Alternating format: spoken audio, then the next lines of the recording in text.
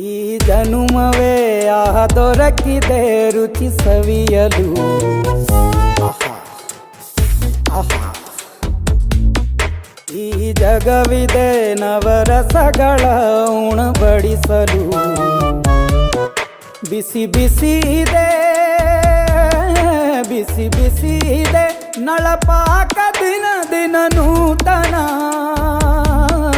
ಈ ಬಿಸಿಯುವಾರುವ ಮೊದಲೇ ಎಲ್ಲರ ಜೊತೆಯೇ ಮೆಲ್ಲುವ ಕಲೆಯ ಜೀವನ ಜನುಮವೇ.